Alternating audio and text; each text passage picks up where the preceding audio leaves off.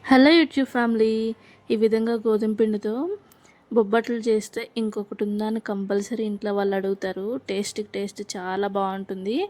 పక్కా కొలతలతో చెప్తాను. వీడియో అయితే కంప్లీట్గా చూడండి. లైక్ చేయండి, షేర్ చేయండి, సబ్స్క్రైబ్ చేసుకోండి. ఫస్ట్ దీనికి ప్రాణమైంది పూర్ణం అనమాట. పూర్ణం కోసం ఫస్ట్ శనగపప్పు అయితే ఒక నైట్ అంతా నానబెట్టేసుకొని మార్నింగ్ కడిగేసి ఈ విధంగా కుక్కర్లో వేసి తగినన్ని వాటర్ పోసుకొని వేసుకుంటే లైట్గా వేసుకోవచ్చు. ఉప్పు లేకున్నా పర్లేదు, అది ఆప్షనల్. ఈ విధంగా స్టవ్ పైన పెట్టి ఉడికించుకోవాలి. ఈ 5 to 6 విజిల్స్ వచ్చేలోపు పిండి అయితే కలుపుకొని పెట్టుకోవాలి. పిండి ఒక గంట అట్లా నానితే ఇంకా చాలా బాగుంటుంది. సో మీ ఇష్టం, మీరు ఫస్ట్ పిండి తడుపుకున్నా ఏం పర్లేదు. పిండిలో కొంచెం ఉప్పు, దాంతోపాటు కొంచెం నూనె వేసేసి నూనె కలిసిన తర్వాత ఈ విధంగా కొంచెం వాటర్ వేసుకొని కలుపుకోవాలి. దీంట్లో ఏంటంటే గోధుమ పిండి చపాతీ పిండిలా కాకుండా కొంచెం మెత్తగా కలుపుకోవాలి. అంటే చేతికి పట్టుకుంటే అంటుకునేటట్లు కలుపుకోవాలన్నమాట. ఈ పిండికి సాగే లక్షణం తక్కువ కాబట్టి ఎంత మెత్తగా కలుపుకుంటే అంత బాగా సాగి బొబ్బట్లు బాగా వస్తాయి.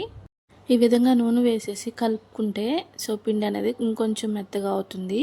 ఈ విధంగా మెత్తగా అయిపోయిన తర్వాత ఫైనల్గా నానబెట్టేటప్పుడు కొంచెం నెయ్యి కానీ నూనె కానీ వేసి నానబెట్టాలి.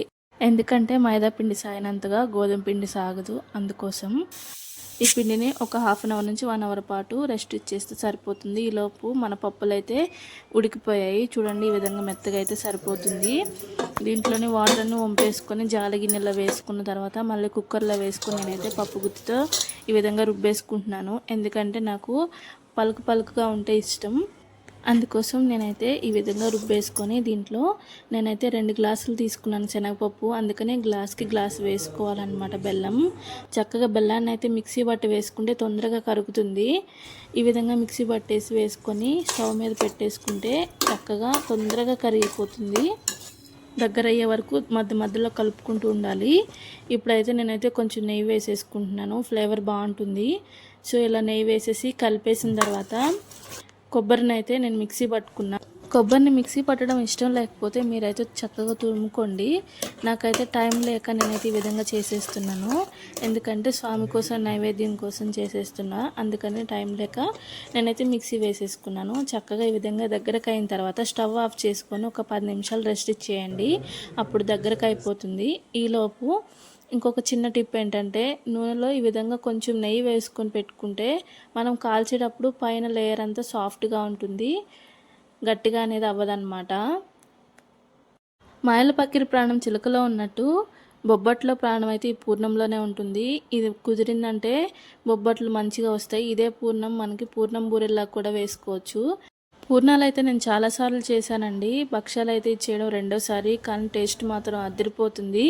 ఈ బొబ్బట్లు ఎక్కువ చేయడం అలవాటు లేని దానివల్ల మేమైతే చిన్నగానే చేసుకుంటాం. ఎక్కువ శాతం చాలా పెద్దగా చేస్తారు. అంత పెద్దగా అయితే రాదు నాకు. నేనైతే ఇప్పుడు ఒక చపాతీ సైజ్ అంత ఉండ తీసుకొని చిన్న చపాతీ ఇలా చేసుకొని దాంట్లో పూర్ణం పెట్టేసి దాన్ని అయితే క్లోజ్ చేస్తున్నాను. క్లోజ్ చేసిన తర్వాత ఎక్కువ ఎక్స్ట్రా పిండి ఏమని అనిపిస్తే తీసేసుకొని చక్కగా రౌండ్ లాగా చేసుకొని ఇంకా బొబ్బట్టును అయితే కవర్ పైన పెట్టేసి ఒత్తుకుంటాను. చాలామంది అంటే కవర్ పైన ఇంకొక కవర్ పెట్టేసి నూనె రాసి ఇలా అంటే వచ్చేస్తాయి. కానీ నేను అంత ఎక్స్పర్ట్ని కాదు. అందుకనే నేను ఈ విధంగా కవర్ పైన పెట్టేసి చేత్తోనే చిన్నగా ఈ విధంగా ఒత్తేసుకున్నా. ఇంతకన్నా చాలా పెద్దగా చేస్తారు చాలామంది. అంత పెద్దగా అయితే నాకు రాదు. కానీ టేస్ట్ అయితే ఈ విధంగా చేస్తే చాలా బాగుంటుంది. కొలతలు కూడా చాలా పర్ఫెక్ట్గా తీసుకోవాలి. పూర్ణం ఒక్కటి కుదిరితే చాలు, చక్కగా చేసేసుకోవచ్చు. చాలామంది అనుకుంటారేమో మైదా పిండి అయితే చాలా సాఫ్ట్గా వస్తాయి, గోధుమ పిండి హార్డ్గా వస్తాయేమో, పైన లేయర్ అంత గట్టిగా ఉంటుందేమో అని. కానీ ఏముండదు. మనం కలుపుకునే విధానంలో ఉంటుంది పిండి.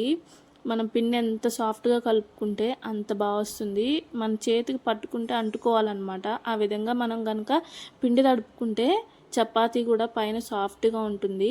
ఇంకొక చిన్న టిప్ ఏంటంటే బొబ్బట్లు కాల్చుకునేటప్పుడు పెనం అనేది చాలా హీట్ ఉండొద్దు, కొంచెం మీడియంగా ఉండాలి. ఎందుకంటే బాగా హీట్ ఉంటే పైన లేయర్ అనేది తొందరగా మాడిపోతుంది, లోపల అంత పర్ఫెక్ట్గా ఉడకదు. అందుకని చెప్పేసి ఈ విధంగా ట్రై చేయండి. ఎలా వచ్చిందో కమెంట్ చేయండి తెలియని వాళ్ళు ఉంటే. మరిన్ని మంచి వంటలతో ముందుకు వస్తూ ఉంటా. Thank you for watching. Bye bye.